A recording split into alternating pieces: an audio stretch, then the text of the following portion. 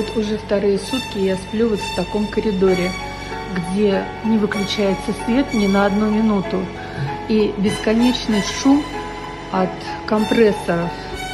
Вот у меня воспаление легких. Я сплю вот на такой кровати, вот с такой перекладиной.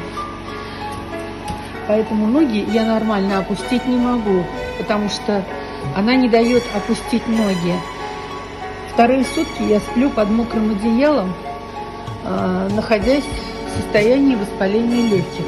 Если господин Хабиров считает, что это нормальные условия для больных ковидом, то я бы пригласила его поспать рядом с собой. Рядом со мной лежит парализованная 81-летняя женщина.